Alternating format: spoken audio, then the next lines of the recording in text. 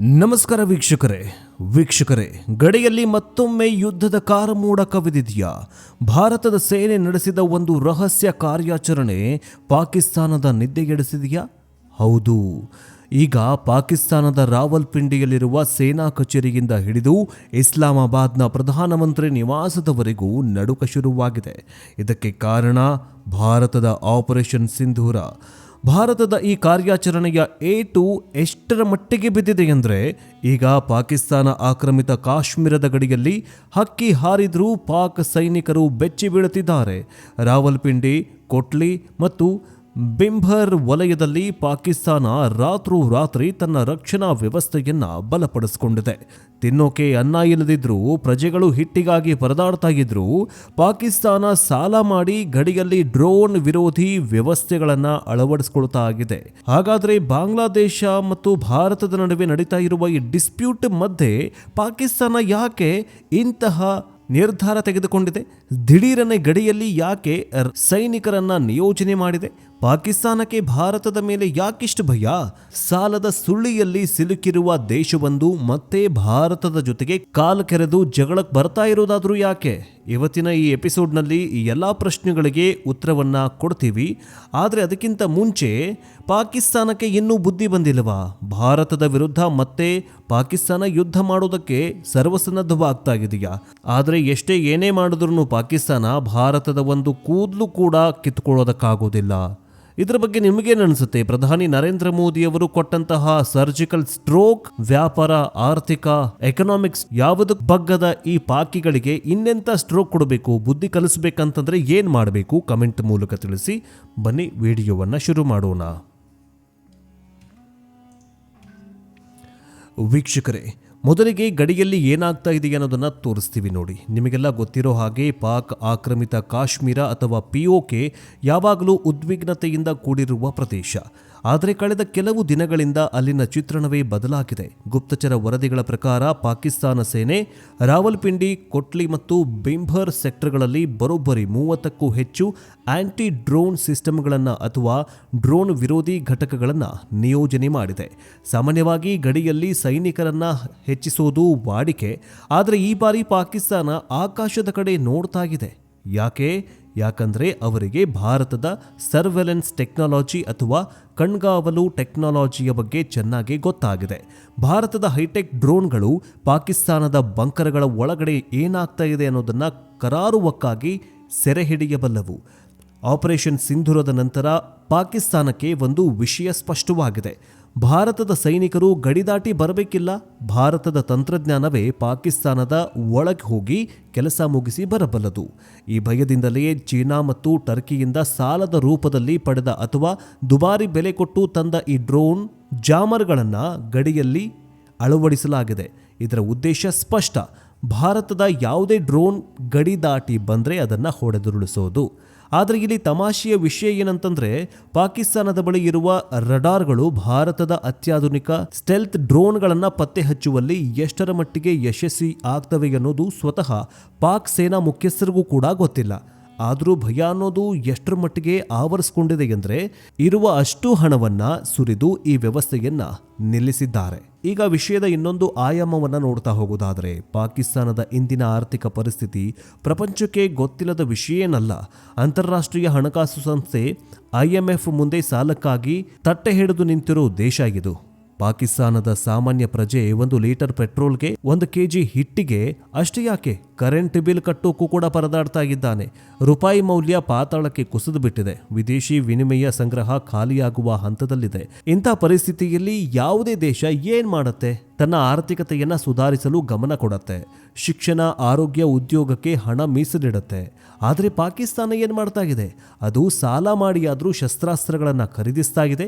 ಇದಕ್ಕೆ ನಾವು ಸಾಲ ಮಾಡಿ ತುಪ್ಪ ತಿನ್ನು ಅನ್ನೋ ಗಾದೆ ಮಾತು ಬಳಸೋ ಹಾಗಿಲ್ಲ. ಬದಲಾಗಿ ಸಾಲ ಮಾಡಿ ವಿಷ ಕುಡಿ ಅನ್ನೋ ಮಾತು ಬಳಸಬೇಕು. ಯಾಕಂದ್ರೆ ಪಾಕಿಸ್ತಾನ ಮಾಡ್ತಾ ಇರೋ ಸಾಲ ಅಭಿವೃದ್ಧಿಗಲ್ಲ, ವಿನಾಶಕ್ಕೆ. ಪಾಕಿಸ್ತಾನದ ಬಜೆಟ್ನ ಸಿಂಹಪಾಲು ಹೋಗೋದು ಅಲ್ಲಿನ ಸೇನೆಗೆ. ಪ್ರಜೆಗಳು ಹಸಿವಿನಿಂದಲೂ ಕೂಡ ಸತ್ರು ಪರವಾಗಿಲ್ಲ, ಸೇನೆಗೆ ಮಾತ್ರ ಕಮ್ಮಿ ಆಗಬಾರ್ದು ಅನ್ನೋದು ಅಲ್ಲಿನ ನೀತಿಯಾಗಿದೆ. ಆದರೂ ಕೂಡ ಇಷ್ಟೆಲ್ಲ ಬಜೆಟ್ ಸೇನೆಗೆ ಹಾಕಿದ್ರೂ ಎಷ್ಟೋ ಪಾಕಿಸ್ತಾನದ ಸೈನಿಕರು ತಿನ್ನೋಕೆ ಒಂದು ಹೊತ್ತು ಊಟ ಸಿಗ್ತಾ ಇಲ್ಲ.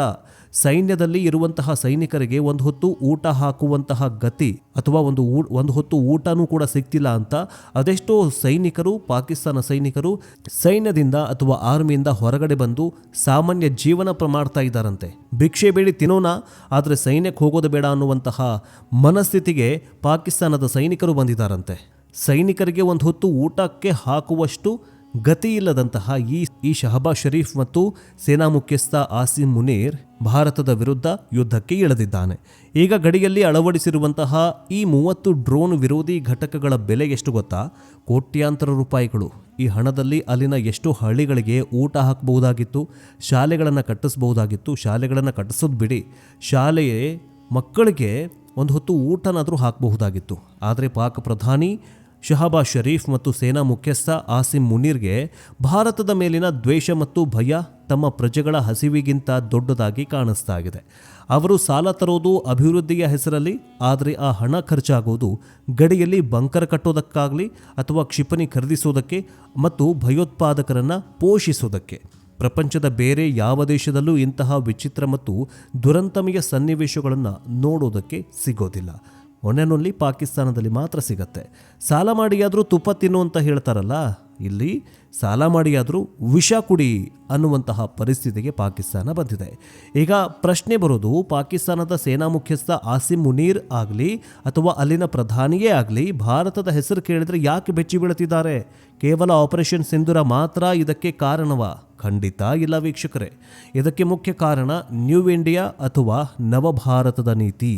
2014 ಮೊದಲು ಭಾರತದ ನೀತಿ ಬೇರೆಯೇ ಆಗಿತ್ತು. ಪಾಕಿಸ್ತಾನ ಏನೇ ಮಾಡಿದ್ರೂ ಭಾರತ ಕೇವಲ ಖಂಡನೆ ಮಾಡ್ತಾ ಇತ್ತು, ಡೋಸಿಯರ್ ಕೊಡ್ತಿತ್ತು. ಆದ್ರೆ ಈಗ ಹಾಗಿಲ್ಲ. ಉರಿ ದಾಳಿಯಾದಾಗ ಸರ್ಜಿಕಲ್ ಸ್ಟ್ರೈಕ್ ಆಯಿತು, ಪುಲ್ವಾಮಾ ದಾಳಿಯಾದಾಗ ಬಾಲಾಕೋಟ್ ಏರ್ ಸ್ಟ್ರೈಕ್ ಆಯಿತು. ಭಾರತ ಈಗ ಮನೆಯೊಳಗೆ ನುಗ್ಗಿ ಹೊಡೆಯೋ ತಾಕತ್ತು ಬೆಳೆಸ್ಕೊಂಡಿದೆ. ಪಾಕಿಸ್ತಾನದ ಸೇನಾಧ್ಯಕ್ಷರಿಗೆ ಸರಿಯಾಗೇ ಚೆನ್ನಾಗೇ ಗೊತ್ತು, ಭಾರತದ ಹತ್ತಿರ ಈಗ ರಫೇಲ್ ಇದೆ, S-400 ಇದೆ ಮತ್ತು ಸ್ವದೇಶಿ ನಿರ್ಮಿತ ಘಾತಕ ಕ್ಷಿಪಣಿಗಳಿದ್ದಾವೆ. ಎಲ್ಲದಕ್ಕಿಂತ ಮುಖ್ಯವಾಗಿ ಕಠಿಣ ನಿರ್ಧಾರ ತೆಗೆದುಕೊಳ್ಳಬಲ್ಲ ರಾಜಕೀಯ ನಾಯಕತ್ವ ಭಾರತದಲ್ಲಿದೆ. ಮೋದಿ ಸರ್ಕಾರ ಇದೆ, ಮೋದಿ ನಾಯಕತ್ವದ ಕೇಂದ್ರ ಸರ್ಕಾರ ಇದೆ. ಆಪರೇಷನ್ ಸಿಂಧೂರ್ ಮೂಲಕ ಭಾರತ ನೀಡಿದ ಸಂದೇಶ ಸ್ಪಷ್ಟವಾಗಿದೆ.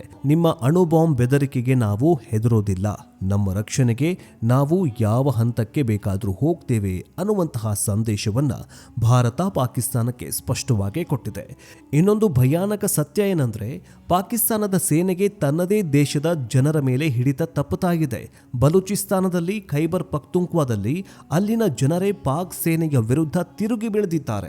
ಇಂತಹ ಸಮಯದಲ್ಲಿ ಭಾರತದ ಕಡೆಯಿಂದ ಒಂದು ಸಣ್ಣ ದಾಳಿ ನಡೆದರೂ ಪಾಕಿಸ್ತಾನ ಇಸ್ಪಿಕ್ ಎಲೆಗಳ ಮನೆಯಂತೆ ಕುಸಿದು ಬೀಳತ್ತೆ ಅನ್ನೋ ಭಯ ಅಲ್ಲಿನ ಜನರಲ್ಗಳಿಗೆ ಇದೆ. ಅರ್ಥಾತ್ ಸೈನ್ಯದಲ್ಲಿ ಕೆಲಸ ಮಾಡ್ತಾ ಇರುವಂತಹ ಸಣ್ಣ ಪುಟ್ಟ ಸೈನಿಕರಿಂದ ಸೇನಾ ಮುಖ್ಯಸ್ಥನವರೆಗೂ ಎಲ್ರಿಗೂ ಕೂಡ ಈ ಭಯ ಕಾಡ್ತಾ ಇದೆ. ಅದಕ್ಕೆ ಪಾಕಿಸ್ತಾನ ತರಾತುರಿಯಲ್ಲಿ ಈ ಗಡಿ ಕಾಯಲು ಹೊಸ ಹೊಸ ಮಾರ್ಷಲ್ಗಳನ್ನು ತಂದು ನಿಲ್ಲಿಸ್ತಾ ಇದ್ದಾರೆ. ಇತಿಹಾಸವನ್ನು ಒಮ್ಮೆ ತಿರುಗಿ ನೋಡೋದಾದರೆ 1947, 1965, 1971 ಮತ್ತು 1999 ಕಾರ್ಗಿಲ್ ಯುದ್ಧ ಪ್ರತಿ ಬಾರಿಯೂ ಪಾಕಿಸ್ತಾನ ಭಾರತದ ವಿರುದ್ಧ ಯುದ್ಧಕ್ಕೆ ಬಂತು ಮತ್ತು ಪ್ರತಿ ಬಾರಿಯೂ ಮಣ್ಣು ಮುಕ್ಕಿ ವಾಪಸ್ ಹೋಯಿತು. 1971 ದೇಶವೇ ಎರಡಾಗಿ ಹೋಯಿತು. ಆದರೂ ಕೂಡ ಪಾಕಿಸ್ತಾನ ಪಾಠ ಕಲಿಯಲಿಲ್ಲ. ಈಗಲೂ ಕೂಡ ಪಾಕಿಸ್ತಾನ ಸೇಡು ತೀರಿಸ್ಕೊಳ್ತೀನಿ ಅಂತ ಸಾಲ ಮಾಡಿ ಸೇಡು ತೀರಿಸ್ಕೊಳ್ತಾ ಇದೆ. ಇಂಥ ದರಿದ್ರ ದೇಶ ಈ ಬ್ರಹ್ಮಾಂಡದ ಮೇಲೆ ಎಲ್ಲಿದೆ ಅಂತಂದರೆ ಅದು ಭಾರತದ ಪಕ್ಕದಲ್ಲೇ ಪಾಕಿಸ್ತಾನ ಅಂತಾನೆ ಈಗ ಇಡೀ ವಿಶ್ವವೇ ಅದನ್ನು ಅದೇ ಥರನಾಗಿ ನೋಡ್ತಾ ಇದೆ. ಆದರೆ ಈ ಬಾರಿಯ ಸೇಡು ಅಥವಾ ಪ್ರತೀಕಾರದ ಪ್ರಯತ್ನ ಬಹಳ ವಿಭಿನ್ನವಾಗಿದೆ. ನೇರ ಯುದ್ಧದಲ್ಲಿ ಭಾರತವನ್ನು ಸೋಲಿಸುವುದಕ್ಕೆ ಸಾಧ್ಯ ಇಲ್ಲ ಅಂತ ಪಾಕಿಸ್ತಾನಕ್ಕೆ ಕಳೆದ 4-5 ಯುದ್ಧಗಳಿಂದ ಚೆನ್ನಾಗಿ ಬುದ್ಧಿ ಕಲಿತಿದೆ, ಚೆನ್ನಾಗಿ ಗೊತ್ತಿದೆ. ಅದಕ್ಕೆ ಅವರು ಪ್ರಾಕ್ಸಿ ವಾರ್ ಅಥವಾ ಛಾಯಾ ಯುದ್ಧದ ಮೊರೆ ಹೋಗ್ತಾ ಇದ್ದಾರೆ. ಕಾಶ್ಮೀರದಲ್ಲಿ ಅಶಾಂತಿ ಸೃಷ್ಟಿ ಮಾಡೋದು, ಪಂಜಾಬ್ನಲ್ಲಿ ಡ್ರೋನ್ಗಳ ಮೂಲಕ ಡ್ರಗ್ಸ್ ಅಥವಾ ಶಸ್ತ್ರಾಸ್ತ್ರಗಳನ್ನು ಸಪ್ಲೈ ಮಾಡೋದು, ಈಗ ಗಡಿಯಲ್ಲಿ ಡ್ರೋನ್ ವಿರೋಧಿ ವ್ಯವಸ್ಥೆ ಹಾಕೋದು ರಕ್ಷಣೆಗಾಗಿ ಮಾತ್ರವಲ್ಲ, ತಾವು ಕಳುಹಿಸುವ ಡ್ರೋನ್ಗಳಿಗೆ ಕವರ್ ಕೊಡೋಕ್ಕೂ ಕೂಡ ಆಗಿರಬಹುದು ಅನ್ನೋದು ರಕ್ಷಣಾ ತಜ್ಞರ ಮಾತಾಗಿದೆ. ಆದರೆ ವೀಕ್ಷಕರೇ, ಪಾಕಿಸ್ತಾನ ಮರಿತಾ ಇರುವ ವಿಷಯ ಒಂದೇ, ಭಾರತದ ಗುಪ್ತಚರ ಇಲಾಖೆ ರಾ ಮತ್ತು ಭಾರತೀಯ ಸೇನೆ ಈಗ ಹಿಂದಿನಿಗಿಂತಲೂ ಹೆಚ್ಚು ಚುರುಕಾಗಿದೆ. ಪಾಕಿಸ್ತಾನ ಗಡಿಯಲ್ಲಿ 1 ಇಂಚು ಮಣ್ಣು ಅಗೆದ್ರೂ ದೆಹಲಿಯಲ್ಲಿ ಅದರ ಮಾಹಿತಿ ಬರುತ್ತೆ. ಭಾರತದ ಗಡಿಯಲ್ಲ, ಪಾಕಿಸ್ತಾನದ ಯಾವುದೇ ಒಂದು ಪ್ರಾಂತ್ಯದಲ್ಲಿ ಒಂದು ಚೂರು ಮಣ್ಣಗುದ್ರೂ ಕೂಡ ಭಾರತದ ಈ ರಾಷ್ಟ್ರ ರಾಜಧಾನಿ ದೆಹಲಿಯಲ್ಲಿ ಮಾಹಿತಿ ಬರುತ್ತೆ. ಆಪರೇಷನ್ ಸಿಂಧೂರ ಅದರ ಒಂದು ಸಣ್ಣ ಉದಾಹರಣೆ ಮಾತ್ರ. ಪಾಕಿಸ್ತಾನದ ಪ್ರತೀಕಾರದ ಹಂಬಲ ಹಾವಿನ ಹುತ್ತಕ್ಕೆ ಕೈ ಹಾಕದಂತೆ ಅದು ಅವರನ್ನೇ ತಿಂದು ಮುಗಿಸ್ತಾಗಿದೆ. ಇನ್ನು ವೀಕ್ಷಕರೇ, ಕೊನೆಯದಾಗಿ ಹೇಳಬೇಕಾಗಿರೋದು ಇಷ್ಟೇ. ಪಾಕಿಸ್ತಾನ ಎಷ್ಟೇ ಸಾಲ ಮಾಡಿ ಶಸ್ತ್ರಾಸ್ತ್ರ ತರಲಿ, ಎಷ್ಟೇ ಡ್ರೋನ್ ವಿರೋಧಿ ಸಿಸ್ಟಮ್ಗಳನ್ನು ಅಳವಡಿಸಲಿ, ಭಾರತದ ನೈತಿಕ ಸ್ಥೈರ್ಯದ ಮುಂದೆ ಅವೆಲ್ಲವೂ ಕೂಡ ಶೂನ್ಯ, ಅವೆಲ್ಲವೂ ಕೂಡ ಸುಟ್ಟು ಭಸ್ಮ. ಒಂದು ಕಡೆ ಚಂದ್ರನ ದಕ್ಷಿಣ ಧ್ರುವಕ್ಕೆ ಕಾಲಿಟ್ಟ ಭಾರತ, ವಿಶ್ವದ 5ನೇ ದೊಡ್ಡ ಆರ್ಥಿಕತೆಯಾಗಿ ಬೆಳೆದಿರುವ ಭಾರತ, ಇನ್ನೊಂದು ಕಡೆ ಗೋಧಿಗಾಗಿ ಕಿತ್ತಾಡ್ತಾ ಇರುವ, ಸಾಲಕ್ಕಾಗಿ ಅಂಗಲಾಚ್ತಾ ಇರುವ ಪಾಕಿಸ್ತಾನ. ನೋಡಿ, ನಿಮಗೆ ಇನ್ನೊಂದು ಮಾಹಿತಿ ಕೊಟ್ಬಿಡ್ತೀನಿ. 1947ರಲ್ಲಿ ಅಂದರೆ ಎರಡೂ ದೇಶಗಳು, ಭಾರತ ಮತ್ತು ಪಾಕಿಸ್ತಾನ ಎರಡೂ ದೇಶಗಳು ಒಂದೇ ದಿನ ಸ್ವತಂತ್ರವಾದವು. ಭಾರತ ಒಂದು ಕಡೆ ಸ್ವತಂತ್ರವಾದರೆ ಇನ್ನೊಂದು ಕಡೆ ಪಾಕಿಸ್ತಾನ ಸ್ವತಂತ್ರವಾಗುತ್ತೆ. 1947 ಆಗಸ್ಟ್ 15ರಂದು ಭಾರತಕ್ಕೆ ಮತ್ತು ಪಾಕಿಸ್ತಾನಕ್ಕೆ ಸ್ವತಂತ್ರವಾಗುತ್ತೆ. ಒಂದು ಸ್ವಲ್ಪ ಏನಂತಂದರೆ ಪಾಕಿಸ್ತಾನಕ್ಕೆ ಆಗಸ್ಟ್ 14, ಭಾರತಕ್ಕೆ ಆಗಸ್ಟ್ 15. ನೋಡಿ, ಭಾರತ ಸ್ವತಂತ್ರ ಸಿಕ್ಕಿದ್ದು ಒಂದೇ ದಿನ, ಅದು ಕೂಡ ಮಧ್ಯರಾತ್ರಿ ಹೋಗ್ಬಿಡತ್ತೆ. ನಮ್ಮ ಭಾರತಕ್ಕೆ ಮಧ್ಯರಾತ್ರಿ ಸ್ವತಂತ್ರ ಸಿಕ್ಬಿಡತ್ತೆ. ಆದರೆ ಇಲ್ಲಿ ಏನಾಯಿತು ಅಂತಂದರೆ, ಭಾರತಕ್ಕೆ ಮತ್ತು ಪಾಕಿಸ್ತಾನಕ್ಕೆ ಸ್ವತಂತ್ರ ಸಿಕ್ಕು ಆಸುಪಾಸು 85 ವರ್ಷಗಳಾಯಿತು. ಈ 85 ವರ್ಷಗಳಲ್ಲಿ ಭಾರತ ವಿಶ್ವದ ಪವರ್ಫುಲ್ ರಾಷ್ಟ್ರಗಳ ಪಟ್ಟಿಯಲ್ಲಿ ಸೇರಿಕೊಂಡಿದೆ, ಪಾಕಿಸ್ತಾನ ವಿಶ್ವದ ಪಾಪರ್ಫುಲ್ ರಾಷ್ಟ್ರಗಳ ಪಟ್ಟಿಯಲ್ಲಿ ಸೇರ್ಕೊಂಡ್ಬಿಟ್ಟಿದೆ. ನೋಡಿ, ಇಷ್ಟೇ ಡಿಫ್ರೆನ್ಸು. ಭಾರತ ಪವರ್ಫುಲ್ ರಾಷ್ಟ್ರ, ಪಾಕಿಸ್ತಾನ ಪಾಪರ್ಫುಲ್ ರಾಷ್ಟ್ರ. ಪಾಪರ್ ಅಂತಂದರೆ ಬಡ ರಾಷ್ಟ್ರ, ದರಿದ್ರ ರಾಷ್ಟ್ರಗಳ ಪಟ್ಟಿಯಲ್ಲಿ ಪಾಕಿಸ್ತಾನ ಸೇರ್ಕೊಂಡ್ಬಿಟ್ಟಿದೆ. ನೋಡಿ, ಅದಕ್ಕೆ ಒಂದು ದೇಶ ಅಥವಾ ಒಂದು ಸಾಮ್ರಾಜ್ಯವನ್ನು ಆಳಬೇಕಂತಂದರೆ ನಾಯಕ, ರಾಜ ತುಂಬ ಇಂಪಾರ್ಟೆಂಟ್ ಆಗ್ತಾನೆ. ಯಾಕೆ ಪಾಪರ್ ಪಾಕಿಸ್ತಾನ ಆಯಿತು, ಯಾಕೆ ಭಿಕಾರಿ ಆಯಿತು ಅಂತಂದರೆ, ಅಲ್ಲಿ ಸ್ವತಂತ್ರ ಬಂದ ನಂತರ ಅಲ್ಲಿ ಬಂದಂತಹ ಪ್ರತಿಯೊಬ್ಬ ರಾಜಕೀಯ ನಾಯಕ, ಪ್ರಧಾನಿ, ಸೇನಾಧ್ಯಕ್ಷ ಎಲ್ಲರೂ ಕೂಡ ದೊಡ್ಡ ಭ್ರಷ್ಟರಾಗಿದ್ದರು. ಇದೇ ಇಮ್ರಾನ್ ಖಾನ್ ನೋಡಿ, ತನಗೆ ಬಂದಂತಹ ಉಡುಗೊರೆಗಳನ್ನು ಮಾರಿ ದೇಶ ಬಿಟ್ಟು ಹೋಗೋದಕ್ಕೆ ಪ್ರಯತ್ನ ಮಾಡಿದ್ದ. ಆದರೆ ಏನಾಯಿತು, ಈಗ ಜೈಲಲ್ಲಿ ಕೊಳಿತಾಗಿದ್ದಾನೆ. ಇದೇ ಶಹಬಾಜ್ ಶರೀಫು ಕೂಡ ಅಷ್ಟೇ, ಇವನೇನು ದೊಡ್ಡ ಸಾಚ ಅಲ್ಲ, ಇವನೂ ಅಷ್ಟೇ ನಾಳೆ ಅಧಿಕಾರ ತ್ಯಜಿಸಬೇಕಾದ್ರೆ ಇವನು ಕೂಡ ಕೋಟಿ ಲೂಟಿ ಹೊಡೆದೇ ದೇಶ ಬಿಡೋದು. ಮತ್ತೊಂದು ಏನಂತಂದರೆ, ಪಾಕಿಸ್ತಾನದಲ್ಲಿ ಯಾರು ಪ್ರಧಾನಿಗಳಾಗ್ತಾರಲ್ಲ, ಒಂದು ಜೈಲಿಗೆ ಹೋಗ್ತಾರೆ, ಇಲ್ಲ ಅಂದರೆ ದೇಶ ಬಿಡ್ತಾರೆ. ಸೇಮ್ ಟು ಸೇಮ್ ಸೇನಾಧ್ಯಕ್ಷನೂ ಕೂಡ ಅಷ್ಟೇ. ಅಲ್ಲಿ ಪಾಕಿಸ್ತಾನದಲ್ಲಿ ಒಂದು ರೂಲ್ ಇದೆ, ಸೇನಾಧ್ಯಕ್ಷ ಅಂದರೆ ಸೇನೆಯ ಅಧ್ಯಕ್ಷನ ಮಾತುಗಳನ್ನು ಕೇಳಬೇಕು ಪ್ರಧಾನಿ. ಇಂಥವೆಲ್ಲ ಆಗಿದೆ. ಅವೆಲ್ಲ ಸಮಸ್ಯೆಗಳಿಂದಾಗಿ ಈಗ ಪಾಕಿಸ್ತಾನ ಒಂದು ಹೊತ್ತು ಊಟಕ್ಕೂ ಗತಿ ಇಲ್ಲದೆ ಪರದಾಡ್ತಾಗಿದೆ.